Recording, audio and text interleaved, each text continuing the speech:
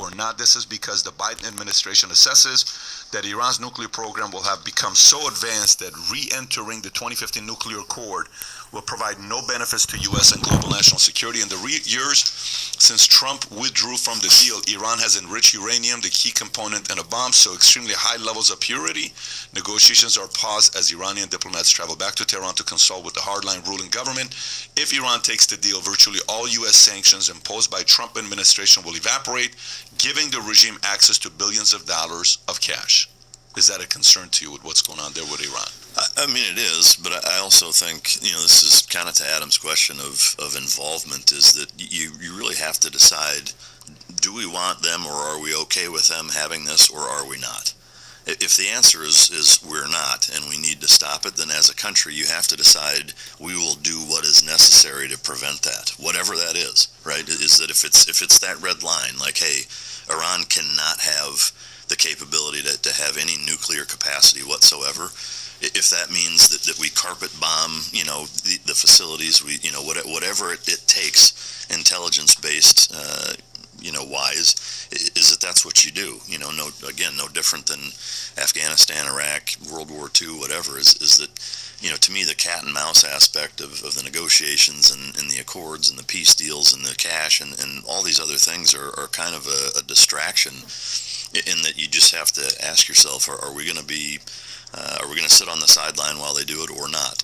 Now, whether or not we take action, that's a whole other conversation. But I think as a country, there needs to be a decision one way or another, and you just do what it is. Here's my question: how do we know? How do we even know that this is taking place right now? Like, how do we know that Iran is weeks away from having fuel-to-fuel power atomic bomb? How do we know that? What insider information is Iran leaking to us? They're not going to leak anything to the States. No, I mean, so this is where, I'll be careful in how I tread on what I say, but there are intelligence assets that provide the capabilities through a number of resources, and that's electronic, human, traditional spying, communications intelligence, etc., all kind of coupled together to make determinations and assessments like that. But that's really all. How deep are we as? And I'm going to go a little bit deeper to hear what you're going to say about this.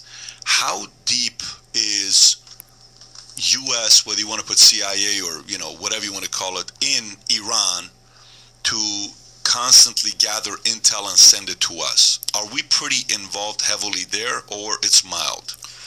I would say, again, not having maybe as intimate as knowledge as maybe you would assume, but what I do know is just, again, from having a lot of friends that do things like that and having worked in that capacity, is that there are always people involved in all of the kind of big actors, and that's in every one of those capacities that I just mentioned. It's signal intelligence, it's communications, it's human, it's all of those things. And so the United States has this map of, okay, here are all the major concerns, and then they dedicate assets based on the same way, say, an ER doctor would triage an emergency room after an accident, is that this is the biggest threat, and they're allocating resources based on that. So without a doubt, there is moderate, to heavy involvement in every capacity that we have the ability to be involved in that country specifically. And also